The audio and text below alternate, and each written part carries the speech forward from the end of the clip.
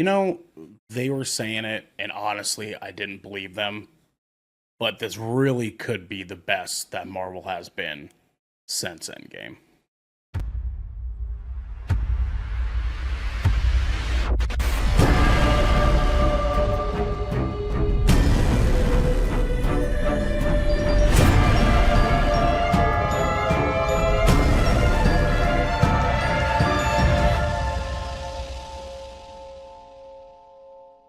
What's cracking, everybody, and welcome to another airing of 20,000 Films Under the Sea. I am your director tonight, Ernell Pearson, alongside my partner in crime. It is DJ Decepticon. What is up, man? What's poppin', How dude? y'all doing? How you doing? How's your, Much, man. how's your Just Friday going? chilling. Yeah, just chill Friday. Nothing much going on. Okay, I'm into it. I'm vibing with you. I'm here with you. Did did you do any events or anything today, or did you kind of just have a lax Friday? Yeah, relax Friday. Not much. Do anything today? No. Good. Lax Fridays are always good. We also have the king of Lax Fridays. It is Garrick Bartholomew Ita. He's eating. And he is eating. He's eating. I sure am. And what'd you get? What'd you get yeah, today, Mr. Bartholomew? Oh, we eating some taco. Oh, he's cutting out again. Oh, no. Taco Bell. It's gotcha. Translation. He's eating Taco Bell. He's currently having the nacho fries. We got. Oh no! Is it doing it? Is it doing it again? It's doing the ping thing again. I gotta restart my router. Yeah. Okay. Do your thing. I'm prepared for a 3. Oh yeah. Bye. He said bye. Okay. We'll just go ahead and switch that Let me get right the fuck now. out of here. Jesus Christ, dude. Edit and post. Yeah, that's fine. We'll take care of it. Anyways, we also have my little Thai peanut. It's Xander. Hey. What's poppin', dog? How you doing? Well, it's Friday. We're chilling. It was a nice day today at work. My work in a place that does casual Fridays, and which is funny because for me, every day is casual Friday. I'm always rolling in there in jeans. Like I'll wear like a buttoned up or a button down shirt and stuff like that, but it'll be untucked. I'll be wearing jeans. Like everyone else is doing like much more dress than casual. I'm kind of just casual dress, I guess. But it was funny because today I was actually tasked to help. We got these new like video wall panels that came in, and they came in these big wooden crates. They were just like these big like 5x9 crates. They're like 350 pounds. So it was like me and like 5 other dudes who are normally I see them in like their dress casual attire, but like since it was casual Friday, I'm like I never really see it. Like so a couple of them were wearing flannels. One dude was wearing a band t-shirt. I'm like, oh yeah. And this guy, the guy wearing the band t-shirt, was my boss's boss's boss, and he's just like fucking just chilling. He was like, hey, what's going on? I'm like, okay, cool. What band was it? It was Led Zeppelin. Zeppelin trick. Gotcha. I work with mostly older gentlemen. I think the youngest one, he's like the executive IT guy. He's probably about mid to late 30s. But everyone else is like at least 50. Yeah. Well, I mean, like you definitely get to know the team a little bit more when Casual Friday kind of comes swinging around. Yeah, it was funny though because like the younger guy that I was rolling with, he was saying like this was technically like supposed to be like a kind of like a top secret mission to get these crates in the AV closet of the executive floor, because I guess there was like some kind of conversation he had with one of our executives, that they didn't want to have it. There's like some logistical issues. That's sure. The best way I can put it. And come to find out, as we are moving the first box. Oh, hey, there's the guy. There he is. As we're moving the first box into the AV closet up on the executive level, we pass by that executive that he was talking with, and we are like, ooh, busted. Yeah, that'll happen, man. Yeah, Yeah, and so. unfortunately, my boss doesn't do casual Fridays, but I technically get casual everyday rights because I am not allowed to see tenants in our buildings because I have face tattoos. And so Wow. anytime that I have to like go to the building to do like a quick repair or something like that because we don't have someone like nearby, I'll have to go and take care of it really fast. Like at least like a temporary fix, and I'll have to like put on like a work hat and like a work jacket just to like cover myself my up. God. And dude, come on over here. I was micing up our CEO, and he was asking me about my neck tat. He's like really interested in it. So No, I'd love to be on some kind of a production crew. That'd be a fun time. Garrick, we have you back now, good sir, at least partially. I don't know if your router is surviving or not. I know that Garrick was kind of giving us a update the other day that his router was kind of shitting the can a little bit. Yeah, it was overheating. But I suppose we shall see. I'll go to the intro for now, and Garrick will catch up as we go. We'll follow back up with you, Garrick, because this is 20,000 Films Under the Sea, your choice for all the nerdy pop media news, reviews, and discussions that you want each and every week. If you want to keep the lights on and cameras rolling, you can head on over to patreon.com/goodkrakenpods, where you can submit questions and topics of the show, get exclusive content, and have early access to episodes just like this one before they go live on podcast and video services wherever you like to watch or listen. But if you've emptied your pockets for the latest and greatest in entertainment, that is totally cool with us. You can join the GK community on our Discord channel by clicking the link down here in our description section below and hitting follow and subscribe if you are watching on YouTube, of course. Then subscribing to our podcast channel. We're searching 20,000 Films Under the Sea, and we will be right there waiting for you to leave a review. Is that copywritten, saying under the sea like that? I feel like not yet. Garrick, you're back. It looks like you're looking okay now. Yeah, I think it's all right now. Sick, dude. We're stable. Garrick, how are you? I'm really glad this fucking week's over, man. Yeah, dude. Yeah, brother. Yeah. I feel you, man. It's yeah, it's been a hell of a week. It's been a hell of a week, man. But it doesn't have to be a hell of a week for you guys at home, because we have some director's commentary. Guys, please check out our other episodes from this week. We got a chance to have another D&D episode. That is session 12? 12, yes. 12. Session 12. 12. The continuation of the Death Came Crawling episode there that you guys can follow up with. The culmination, if you will. Culmination. Completion. I got nothing. I was gonna try. I was gonna reach for it, but unfortunately, that wasn't gonna happen. And then we also have the Shipwreck Show, where we were able to faithfully debate whether or not 100 unarmed men could defeat a gorilla. Important conversations in the current political climate. That conversation genuinely upset me. I'm not gonna lie. Oh, we knew. I'm mad. Knew. Yes, it did. I'm not mad at you guys. I'm mad at society. Okay, and I'm just gonna leave it there. The society that will defeat the gorillas. I saw a tweet. It was someone screenshotting their text message like, "You are number 4 out of the 100 selected. Please." So the only thing I'll accept on that topic is I don't know if you guys have seen him, but Andrewski on social media, he was talking about he was like, "Let me be the first one," because guess what? Yeah. They're gonna punch me into a fine red mist, and I will gladly welcome it. You mean I can go out in a blaze of glory, being the first one up against this gorilla, and be remembered for the rest of my life, and not have to deal with this bullshit day to day? Yeah, sign me up. I saw a post earlier on today that was like, get out. 100 men fighting a gorilla. Why don't 100 men go to therapy? I was like, yeah, that's fair. That's totally fair. And then we also have a brand new episode. That's what we do instead of therapy. We fight a gorilla. We do. Yeah, exactly.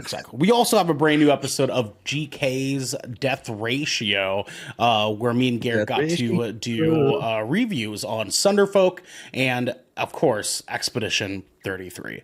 Garrick, I unfortunately have not yet pulled the trigger on Thunderfolk, but it looks like next week we probably will be able to. So, Hell yeah. I'll give you I was gonna say he could join us tomorrow.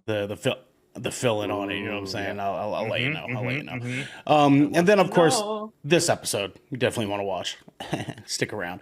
But with that Yeah. said, we are actually not going to be doing D&D this week. Unfortunately, our bestest friend Sam is booked up, and with this point in our story, I'm trying not to have any of you guys miss at least the next couple of beats, just because it's going to be important for character development. So anyways, yes, we will not do D&D this week. We will be following up with you guys next week with a new episode. Then that will be great and grand. It'll be a good time. But on some good news, on the other hand, Summer Game Fest is only a month away, baby. God. Yep. Oh shit! Damn, what that's fucking so day is that? ready. I need to make sure I have that off. Yeah, I need to put mine in too. It is, I let me need to figure give an that out. exact date and time for you. I put it on our calendar here. It is June 6th, Friday. Yeah, I have Fridays off for the summer. Friday, June 6th at damn it. 2 p.m. Pacific time, 5 p.m. Eastern time. Oh yeah, dude. Damn, I'm Yeah, gonna I have have- to work. I have- I'm gonna have to work extra hours throughout the rest of that I week. got. Hey, we God got a damn, month it'll away, be baby. worth it. We got a It'll be month away worth to it, make the Xander. adjustments. You know what I'm saying? That's why we do this so far in advance, Well, so we can actually, all prepare. because You it- know, Well, because it's in the evening, right? technically, yeah. No Well, afternoon. Well, yeah, two. Well, no, two for you it would be. yeah, It'd 5 be cool. p.m. Yeah, for late you. afternoon for you. Oh, then yeah, Yeah. I can fucking make that. Okay. Yeah, But But you don't you go home early on Fridays? Yeah, typically because I'll usually like work an extra hour one of the days throughout the week, so I can take off an hour on Friday. So I Yeah, usually leave the like way. at 1:30 p.m. on Fridays. Yeah, This is the yeah. way. Well, perfect. That works out. That works out, my friend. In the meantime, while we prepare for Summer Game Fest, you guys can prepare to come and hang out with us, because you can go to goodkraken.com because the world is currently on fire. And you're going to want to get yourself some merchandise before things get real fucking ugly. So please grab some shirts, support the creators that you enjoy. If we are one of those creators, Support we would the love cause, to you know? to accept your support, and thank you guys for everything that you do at home. Oh Jesus Christ! Is our merch affected by tariffs? Mhm. Wait, did they? Is did it Fourth Wall really? just announce that? Is it really? So they are trying to. I joined the Discord and for Fourth Wall, and they're trying to mitigate it as much as possible. But there's just some manufacturers that get their materials from China directly, and so there's just some companies that you print apparel on just will not be able to avoid it. So unfortunately, you know, they're doing the best that they can. It's not Fourth Wall's fault. It's certainly not our fault. We know whose fucking fault it is. We know whose fucking fault it is. Jesus Christ, man. Not Fuck. my fault. No, DJ, it's not your fault. Not yet. No, it's not. Not yet. It's not yours, baby Not boy. yet. Not yet, dude. Not yet. DJ, speaking of it not being your fault, could you tell the people at home what we're doing next? Well, brother, I mean, I could go on a long spiel, you know, and not, you know, just go on and on about whatever, but I'm gonna leave that to the monologue. That's right, baby. The monologue is where we tell you guys about the movies and TV shows that are Murphy's monologue. Murphy's monologue. We tell you guys a little bit about some movies and TV shows coming out between today's episode on May 2nd going forward into the next Friday, May 9th. So to start out Friday, May 2nd, we have Thunderbolts. Obviously, you guys are here for that. That is out in theaters now. But then along with a theater release and a VOD release, we have the movie Rust, which was the movie that unfortunately Alec Baldwin may or may not have done something very unfortunate on accident. And if you guys are interested in seeing that, that is there. Sunday, May 4th, the return of The Walking Dead, Dead City, Season 2 is airing up on AMC for their pilot episode there. And then next Thursday, May 8th, we have the return of Criminal Minds with Criminal Minds Evolution hitting Paramount Plus. That's going to be a fun one. Yeah, I high key want to check that out, dude. Garrick, yes. Sorry, circling back to Walking Dead real quick. Is Dead City a spinoff? Yes, it is the story of Negan and Glenn's Maggie after The Walking Dead finished. Oh, okay, fair Yeah. enough. I didn't finish The Walking Dead. They have 4 spinoffs now. So there's Dead City, The Book of Daryl Dixon, one for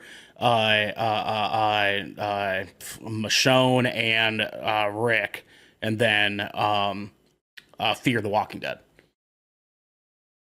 Well, okie dokie then. Yeah, they got lots of I have a Walking Dead couple out there. friends that were actually involved with Fear of the Walking Dead. It was a bad show. I think that they picked up for a little while, but that's just me. I've been following all of them, and man, am I dedicated. They owe me money, to be honest with you. They owe me money. Next Friday on May 9th, we have the hit A24 film coming, Friendship, is hitting theaters. That is Tim Robinson and Paul Rudd in a horror comedy. That will be very, very interesting. And then on that same day, Love Hurts is officially hitting Peacock. So you guys, if you do not want to buy it or rent it, you will be able to view it over there if you have Peacock already. Xander, your hand was up. Yeah. So I'm very confused on Friendship. If we could just like talk on that real quick. So because from what I've seen, what exactly makes it horror? Is it just literally like a comedy, but like filmed and edited to look like a horror, or does it actually have like? So have you seen I Think You Should Leave? No. Tim Robinson show. I've seen bits and pieces. So if you go and watch I Think You Should Leave, there are like 2 episodes in each season that have this like low key undertone of horror that's not actually horror, but it's filmed and like directed as horror. It's gonna be like that. I can just feel it. It's gonna be like that. I was thinking. Like think like Jordan Peele and Keegan Michael Key doing like a horror thing that's like super uncomfortable, but with Tim Robinson's humor. Right. Yeah. So okay. Yeah. You Harvey Jarvis. That's what I was getting. That's what I was getting from the from the trailers, because it looks like he was like by the script, like on paper it's a comedy, but the way it's shot and edited and everything, like it's gonna just feel uncomfortable. It's gonna give you those horror vibes and stuff like that. Ernell, are you okay? You look like you almost died. I did almost die. Garrick saying the "fuck you, Harley Jarvis" line reminded me of another bit from another episode. That I don't want to be here. Dude, that fucking show's so funny. It's so funny, dude. Guys, next up, we are getting right into our headlining segment, baby. That is the final cut. Ding, ding, ding, ding, ding. Thank you for the Taco Bell bell. Guys, today for the final cut, we are talking Thunderbolts with an asterisk. That's an important detail there. Thunderbolts, after finding themselves ensnared in a death trap, an unconventional team of anti-heroes must embark on a dangerous mission that will force them to confront the darkest corners of their pasts. Released on May 2nd, 2025, directed by Jake Schreier, who is known for his work in Shameless, Dave, Beef, and the most recent Skeleton Crew. He did 1 episode for Skeleton Crew, to be specific.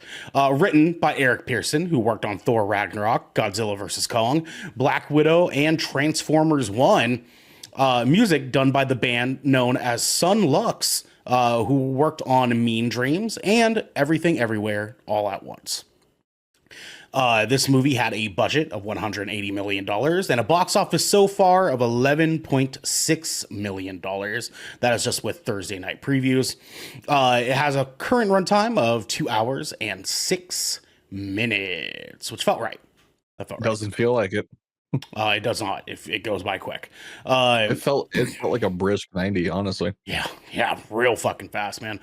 Some fun facts for you guys. Florence Pugh told Fandango that she incessantly emailed Marvel Studios president Kevin Feige about not using a stunt double for the filming of a scene in which her character jumps off the second tallest building in the world. The Merdeka 118 in Kuala Lumpur, Malaysia. The building stands at 2,722 feet tall. Pew loves heights and wanted to be the one to jump off. Fuck that. Not me. That's fucking not me. wild, dude. That's actually a wild fact. Badass for that. That is That's actually such a Imagine wild being like, one. I love heights.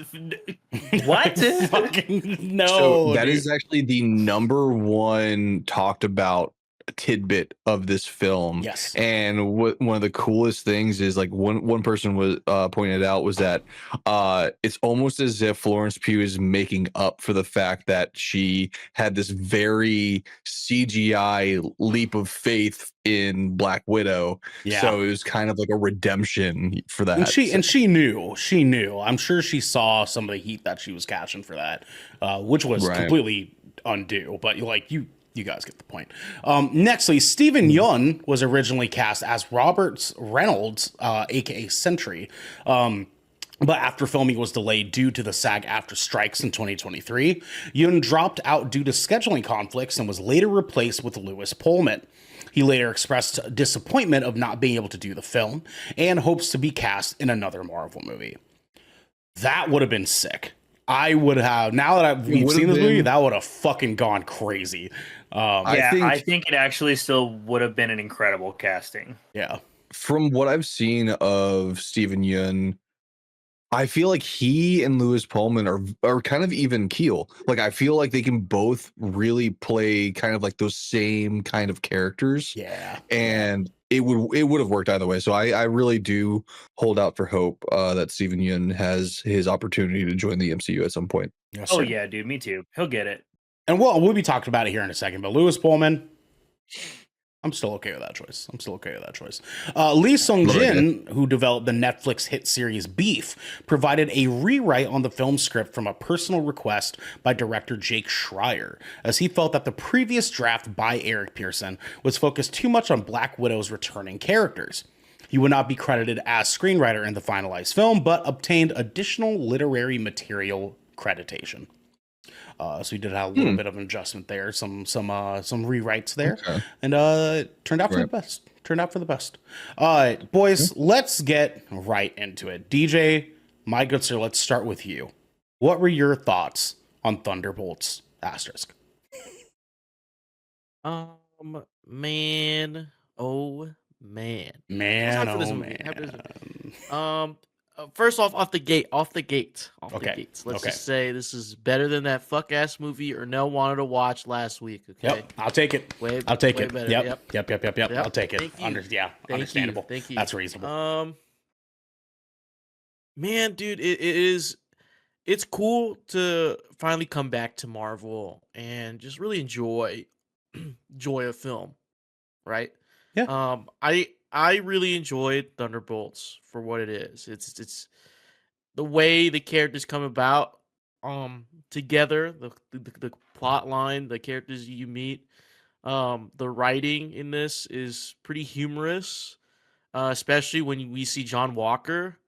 I think the fact that they've turned this character to pretty humorous, this fucking asshole. He's just a dickhead, and he leans into it. Yeah. And I think he's one of my favorite characters in this show, or not in this show, in this movie, in this film. Like, it's so hilarious. Especially, we saw this in one of the trailer preview, or in the trailers. He's talking to Val, and Val says Junior Varsity Captain America, and he immediately goes for the 45. He's like, They're like, hold up. and Bucky's like, Walker. I love a lot of these yeah. clips, man. Yeah, dude, he's a man. But not only that, it's not, for those who worried about it being like, I don't know, like a Love and Thunder situation where it's super humorous or anything like that, and it's over the top. I don't think it is. I think this movie has interwoven a little bit of comedy with some serious subject matter, and really highlights the humanity and like human emotion that these characters feel, and what they go through, especially with Yelena. we get to see her. She's kind of the main character in this film, so to speak. So we see a lot of her perspective and what it's been like for her during this time. Um, all the action scenes really really cool, really intense. I like seeing it. I like seeing these characters work together. Um, I wish we could see just a little bit more, just a little bit more. Um, this movie being 2 hour, what do you say, 2 hours 2 hours, 6 in minutes. 6 minutes. I know all you guys said it. It feels fast. It definitely feels fast, and I feel like this movie could have been better if it was just like 30 minutes longer. Just 30 Sure. minutes longer. I think it would have been it would have felt right. Because some of the when you like in the moment you don't really feel it, but like afterwards thinking about it, I'm like, man, this movie, the pacing kind of fell off. We're like doing this thing, have this kumbaya moment, and then it's just like straight into whatever like it slows down, but then it speeds right back up and then slows back down again. Um, the pacing just felt, very, I don't know, very rough in my opinion. Okay, Um, sure. and maybe we could have had like an extra scene or two with the gang, the Thunderbolts, so just a little bit, or something to help bridge these gaps that I felt that were there when I was watching. um,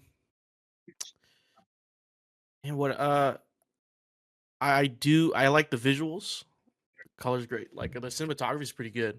I think it's pretty basic, but like it does suit the movie well. There's some cool shots in this film. Sorry, my throat's like Yeah, no um worries, dude. yeah. Um, this Yeah, film get this is man a water. This film is all right. This film is all right. I had fun. I had fun. It's not, it's if you don't hold it to the standard of what Marvel has been like in terms of like, oh, this is an end game. You know what I mean? Right. I think this is a good movie here. For those expecting like a superhero movie, I'd say you won't find it here. Um, Sure. because most of these characters are pretty grounded in terms of their abilities as heroes. They're heroes, not superheroes. So the way they come together is, what makes them, this new ragtag group of heroes. But, when I was watching with my friend, my friend reiterated like this saying, like how, it's like how DC is always like DC is superheroes trying to be human, and Marvel is humans trying to be superheroes. This is that. This is Marvel. These Marvel heroes, these Marvel characters, they're trying to be they're trying to be superheroes, and it's not God's, bad. yeah, It's I've heard just that God's trying to be human, humans trying to be gods. Yeah, Yeah. type Yeah. thing. Yeah. yeah, I've heard that before. So I mean, we have this human connection. It's just if you're expecting like, oh, these are the superheroes, then you won't find it here. But I think the film is pretty good. I had fun with it. Sweet. All right, man. Xander, let's go to you, my good sir. What were your thoughts on okay. Thunderbolts asterisk? Yes, Thunderbolts asterisk. So this was way more than just another superhero movie to me. This was wild, this was emotional, this was visually stunning, and it actually meant something overall. I feel like this is this is a good.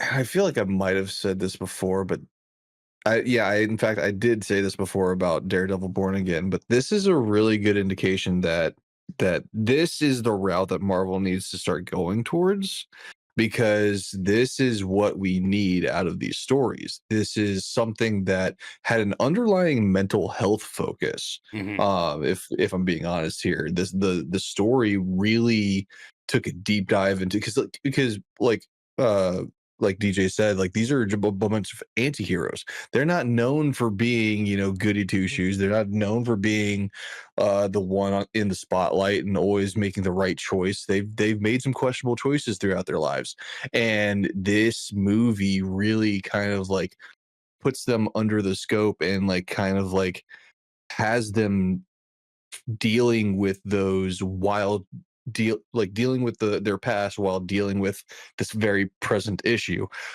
which was really cool to see. And like especially the dynamic between Bob and Yelena throughout the movie.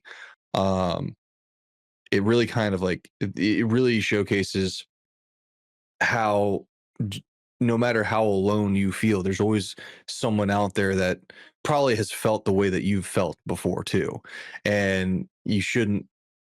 I kind of like got a little emotional watching it, because like there were a lot of moments that they had uh tackled some very strong issues where I was like, fuck, I've been there. Like I've felt that shit before.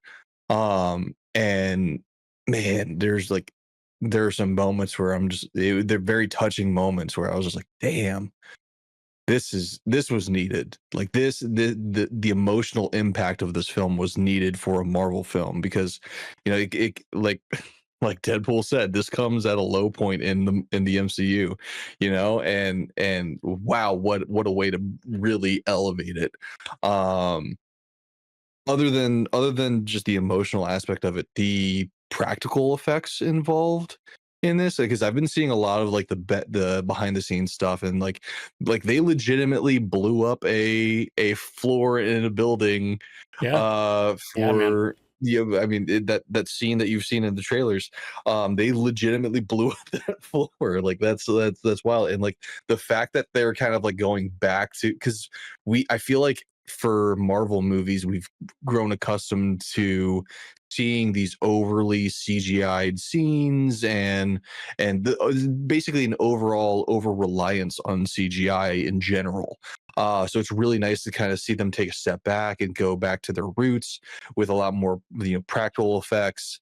And it was played out so wonderfully. In fact, I will say it might have actually done a disjustice to the CGI that was implemented in the movie, because the moments that there were CGI stood out more. That kind of was a little, it was a little distracting. It stood out more, and I was just like, ooh, okay. But I mean, I get it, like there's no way you can, like, there are some things that are just not humanly possible because you're dealing with superheroes, so you have to have that little moment of disbelief. But anyway, I'm gonna go ahead and disagree with DJ here. I think the overall storytelling and pacing was perfect. I thought the runtime was not bloated whatsoever. I didn't think that there was any filler. I didn't think there was any gaps.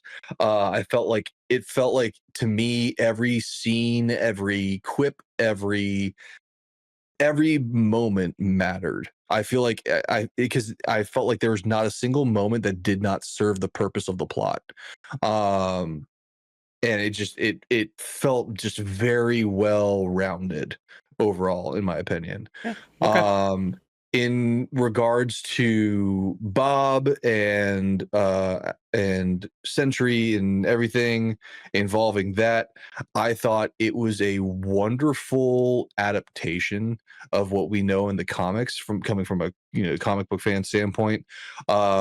Things like I don't even want to mention. I don't say too much. Certain aspects of that, but just generally speaking, the origin of Bob and everything. If you're familiar with comics at all, I think they did a really good job of taking aspects of his comic book origin and kind of really grabbing the essentials from his origin and then bringing them into this film and kind of, you know, morphing a couple of things here and there to kind of fit the nuance of this world that we're existing in currently. And it was very well done. That was very nice to see. In conjunction to another character that is involved in this movie, I'm still a little butthurt about Taskmaster, how they went about their origin, and bringing them into this film. But however, bringing them into this film, it showed to me how they handled the character of Taskmaster. I felt the writers involved in this project are very aware of the majority of the fan base's feelings towards Taskmaster, and I feel like they allowed opportunity for the future of Taskmaster to be explored in other ways. A couple of other things just that I want to drop on or end on here. Please make sure that you stick around, because this is a film that has a mid-credit scene and a post-credit scene, and both of which, the first one, yeah, it's okay, but the post-credit scene, this is probably the first time in a long time I would say that the post-credit scene is actually very important that you stick around for.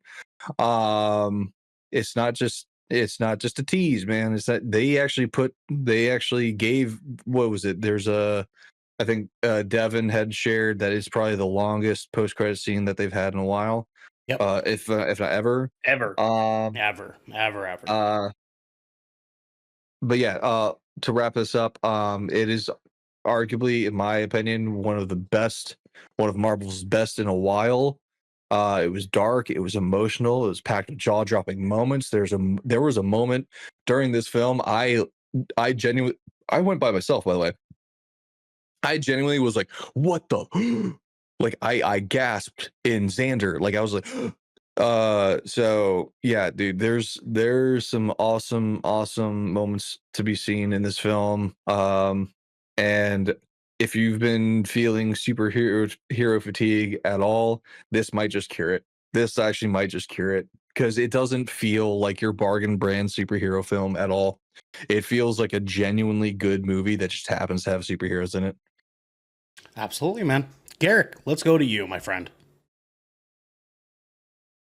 All right. I also went and saw this by myself. But I had an immensely great time with this film, just off the cuff. I definitely let myself get very excited and hype while I was in the theater. I definitely emoted out loud a few times at a couple of scenes. There was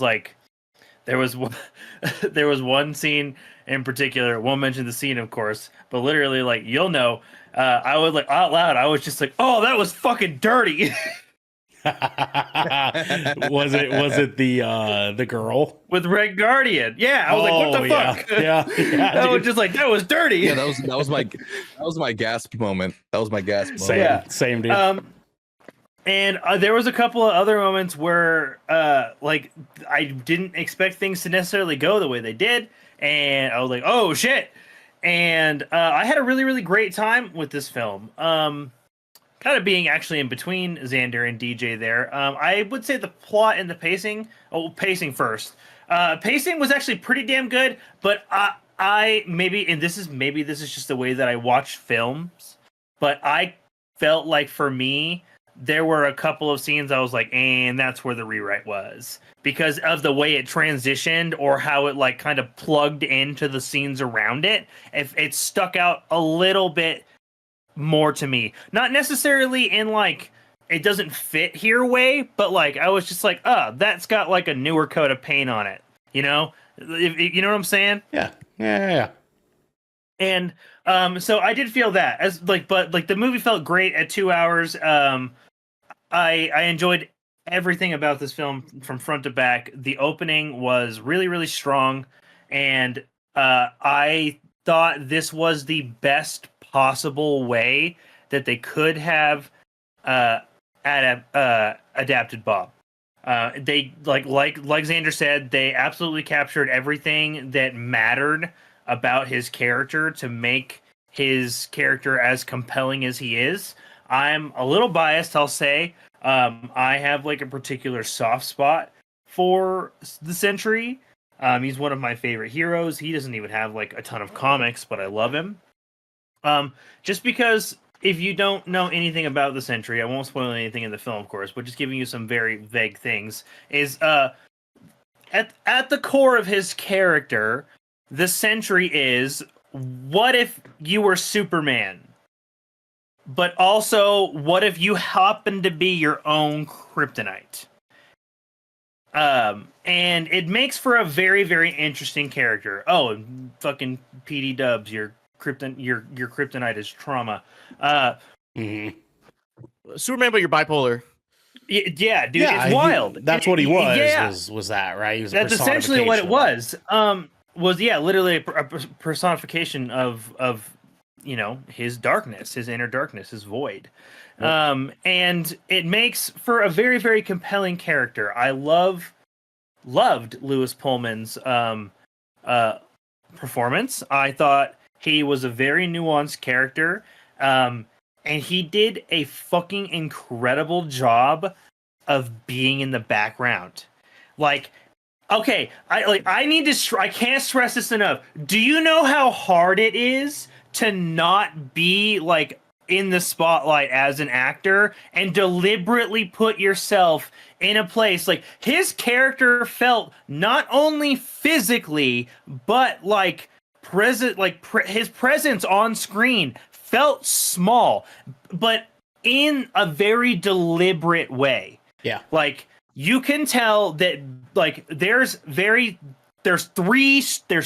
facets to this character, and they are wildly different. Mm-hmm. You have Bob, the Sentry, and the Void, right? And wow, Lewis Pullman fucking whipped out all the range because he really showed some chops as this character, and this character requires an actor with a lot of range. I do absolutely believe that Stephen Yeun would have done an incredible job in this role, but like recasting as Lewis Pullman, I really do support this, especially seeing how he looks at the end of the film, and I was just like, that's him, that's the character going forward, that's how he needs to be.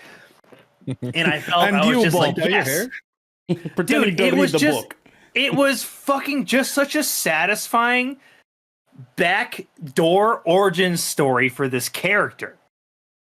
Mm-hmm. Yeah. Right? Like, Yelena was absolutely the protagonist, but this wasn't just a villain origin story. This wasn't about a protagonist. This was a backdoor origin for one of the most interesting characters, in my personal opinion, in Marvel. And he's obviously like going to be used seldomly given the nature of his character. He's like Captain Marvel, right? The more he's on screen, like the crazier shit has to be.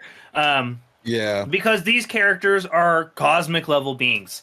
And I really, really love the way that they escalated his character, and you saw his highs and his lows and everything that meant for him. And I just gotta say, I know they chose a deliberately simplistic approach for the Void's design, but I found myself kind of eating it the fuck up. Like, I actually thought that shit was gas. Like, I think it was really cool. It wasn't just a silhouette. Like, there was nothing. No features. It was just a void. Depth, like, I can't, dude. I don't know what it was. Dude. Yes, there was something about it, and like they didn't overuse the eyes, and it fucking played out so well, man. Ernell. Well, Xander had his hand up first. Go ahead, Xander. Oh. Well, I was gonna say no. I do agree with your take on the Void, but there were the one thing that I do want to say is they did show like some details. Like maybe maybe just like a single like crest of his cheek or like his cheekbone or something like but it would be like glancing. It would be like and then it would go, and then you wouldn't see it anymore. It was like I don't know. There was just a great touch. Yeah, like, there was some level of depth to it. I can't quite explain. I just found it so visually stunning to look at. It's like they just painted his him character. in Vanta Black, just like Well, I think it was wild. I think what it really was his sort of physical nuance that he had playing Void, where like he was doing things like not just like standing there and being like, you know, him. He was like doing weird, awkward like head tilts and shit, and crouching down weird, and like his Dude, physical and his hand acting, his hand over-enunciating the movements and physicality. stuff yeah, dude, were yeah. so it's just like he couldn't have moved slower if he tried, like because he knew it didn't matter how fast he moved. just fucking It crazy. changed. Yeah, He's like my speed changes the outcome of nothing, dude, and it made him terrifying. And the pan out to New York just fucking disappear. I'm not gonna lie, guys. I was like, are we gonna lose the city? Yeah, dude. Yeah, no, I was like, Yeah, whoa, dude. this is forget I was like, Avengers level whoa. threat, dude. This is bro. like beyond that. This is beyond that. But you know what's really funny? Louis Pullman, he also plays Bob in Top Gun Maverick. That's Mhm. Bob, Yeah. dude. He's Fucking Bob. He's Bob, dude. He's Bob. Yeah, Bob, so double I mean, Bob. like Apparently- I apparently like that was he plays fighting into for a that. name change. Dude, I like that he plays that like that type of character archetype a lot. I Yeah. don't know if you guys seen this show, this Catch 22. His name is Major. Yeah, That's yeah, his full name. yeah. It's It's good, man. He always plays like this like awkward, like, you know, like he's like, oh fuck. You feel small. Dude is 6 foot tall, by the way. He Yeah. feels small. He's tall, dude. He's tall as fuck. That's crazy. But the thing is when he fucking turns it on, he turns Oh yeah, it he's like, on. yeah, he's like, No, oh yeah. and when he was in, Why should when he fucking suited up, God, listen to anyone. when he suited up, and I guess this is where I feel like maybe I felt a little different because I was about some of the CGI, because that's where obviously like the Sentry's character is where most of that got used, and I actually thought it was quite well done. If I'm being honest, I really didn't have like much.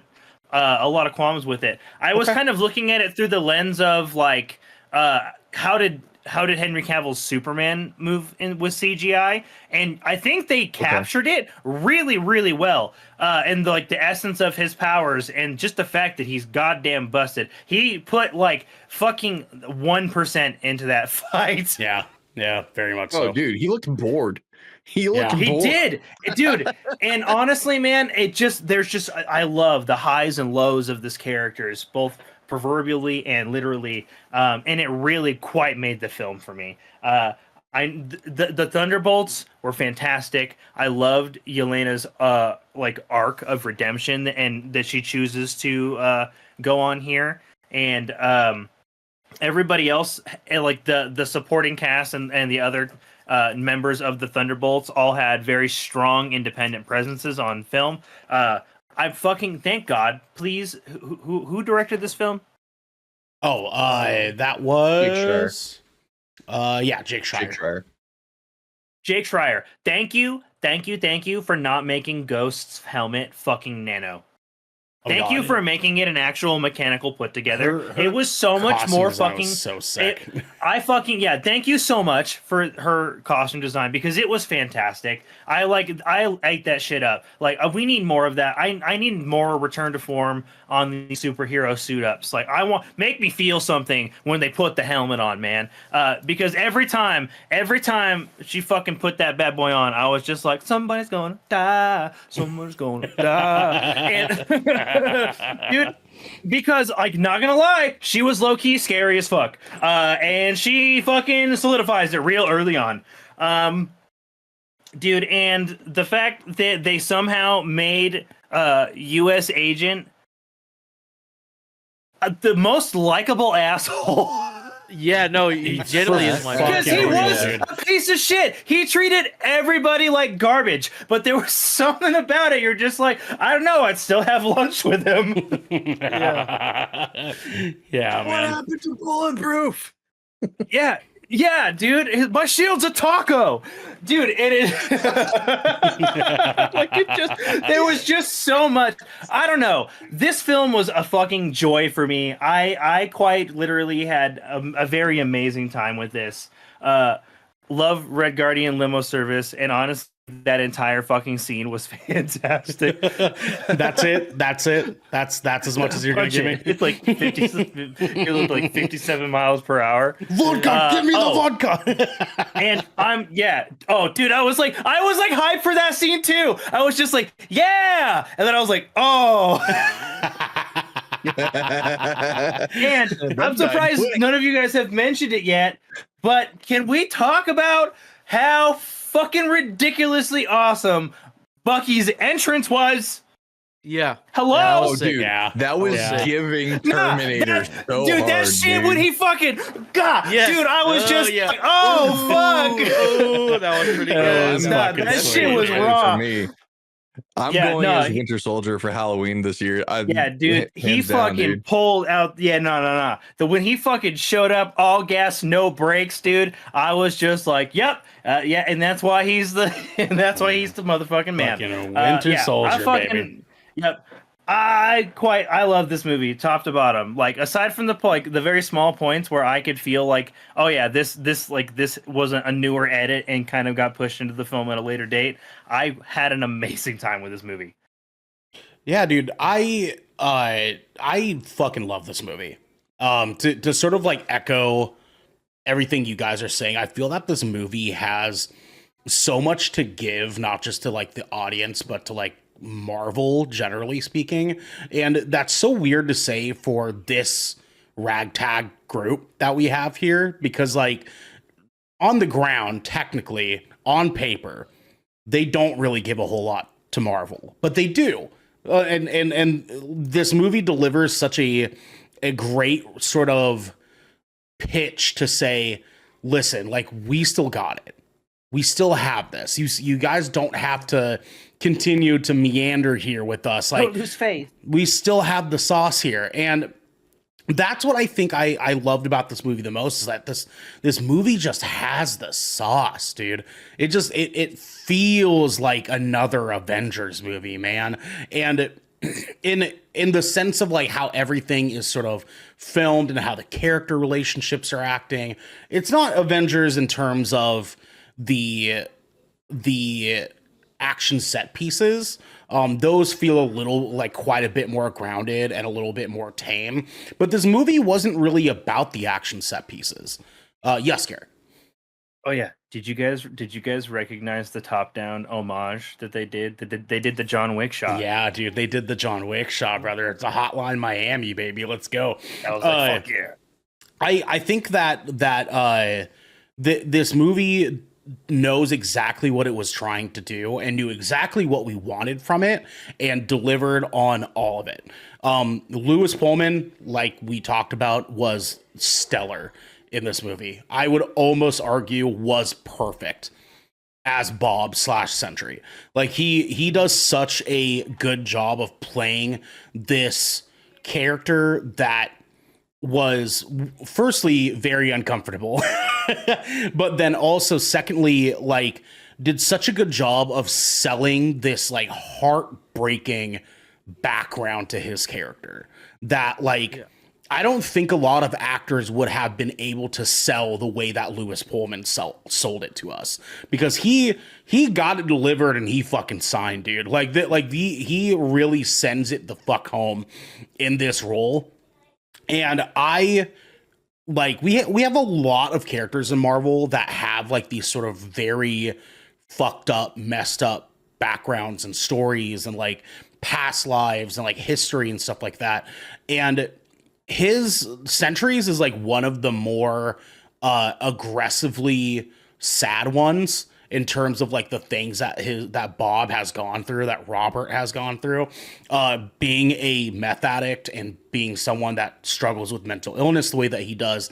And they, I think, along with Lewis Pullman's acting, supported that so well by like giving us this character that's struggling with mental health the way that he is, without just saying like, I have mental health issues, right? Like they personified everything.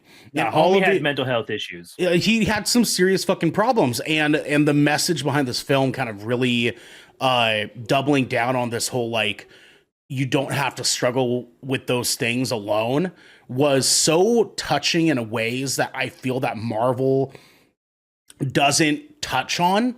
Like, they're scared to touch on those kind of subjects a lot of times, because like a lot of it they'll be like, I've got the power of light, right? Like the power of anime and God is on my side, right? And they kind of like go in on it from there. But like, coming from a perspective of, you know, someone that feels much more supported and comfortable when I'm here with you guys and talking to my friends, and don't have to think about the cruelness of the world when I'm hanging out with you guys.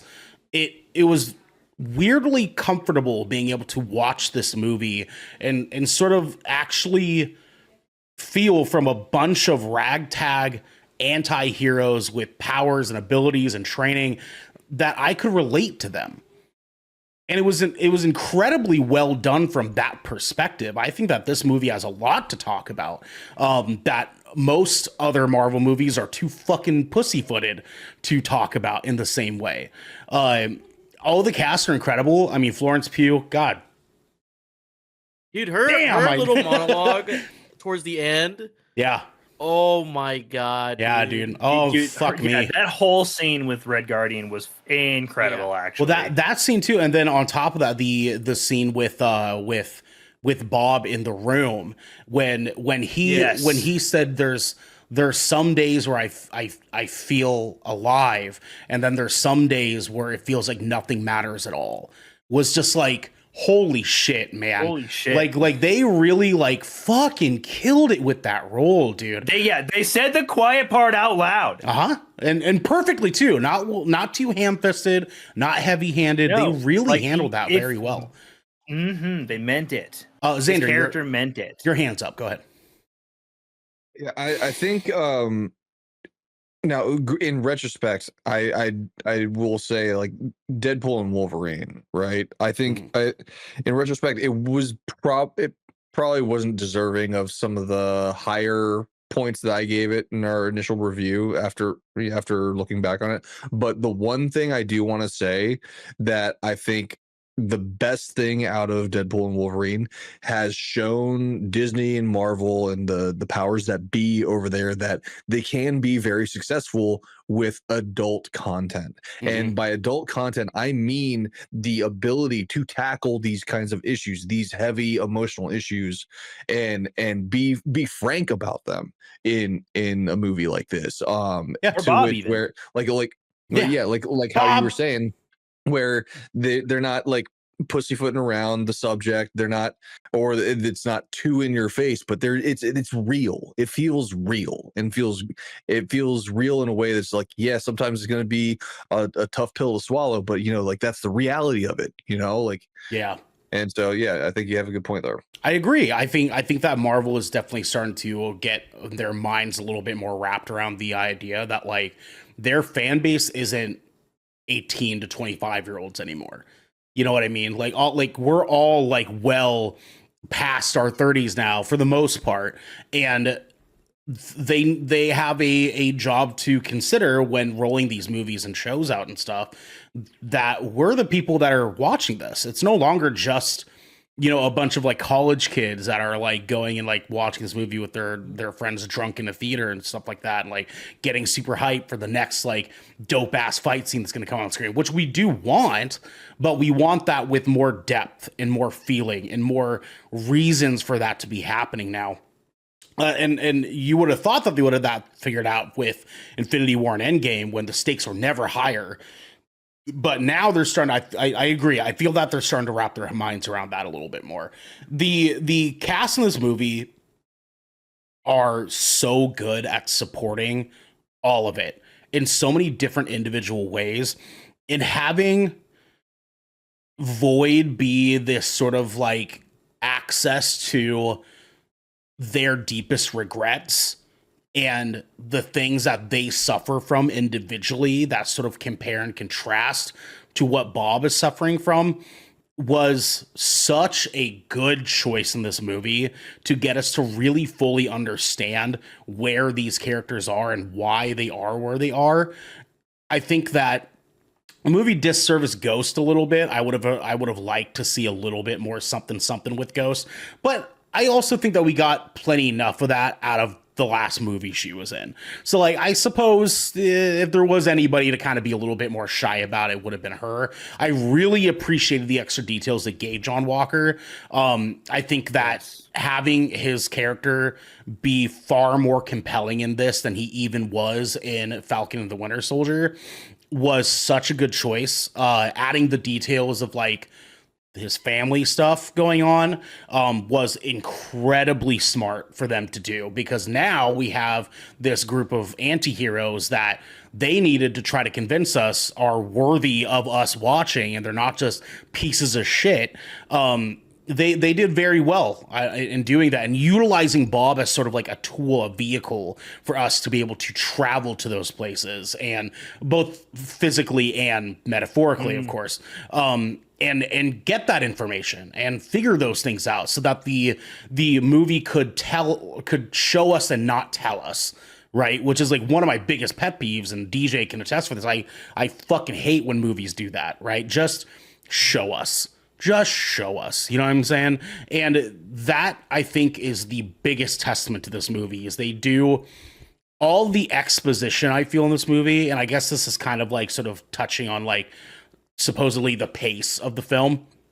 All the exposition of this movie, I do also feel has its time and place in the right time and place. It does feel to me that like there is such little exposition after the sort of like first act that they're just kind of trying to set up the rules a little bit of like how this movie is going to play out. After that, they allowed us to really just kind of like see it. Just fucking showed us everything, dude. Like they didn't really leave a whole lot to have to be filled in with exposition outside of the moments that needed to be, the super heartfelt moments, right? So we had that scene with Yelena and Red Guardian. We had that scene with Yelena and Bob, and those moments being the focus of the exposition for this movie was just so smart. It was such a big brain move. Everything about this movie, I feel, was a big brain decision in and of itself. And I think that this movie is setting up for something great, setting up for things to kind of be in a better place in Marvel. I agree wholeheartedly with Xander.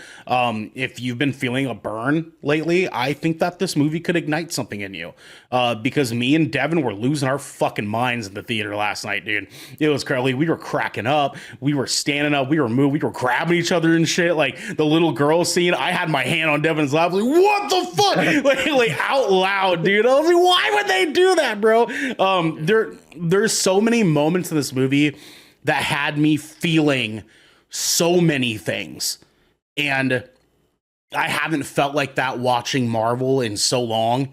Like I felt things, like we've all felt some things, but this movie is like a front to back feel ride, bro. Like this is a roller coaster of emotions, from Yelena's intro to the relationships to the very end with everything with Bob. Like this movie just knows what it wanted to do and fucking hammed it up, bro. Like they just let themselves have some fun with it. And obviously with the ending that we got to this movie and the post-credit scene, there's some really cool shit that's shaping up, dude. Especially in the next, like, this is the end of this phase. This movie is the end of phase 5. And we are now at a turning point where things are going to start picking up in Marvel, and things are going to get real crazy, and things are going to be fucking wild for the next few movies, at least for, you know, the next 4 or 5 movies, if they, you know, set their cards right on the table. But I think this is a good place to put things at, and to kind of let us sort of reset in our love for the Marvel Cinematic Universe, and sort of what to expect.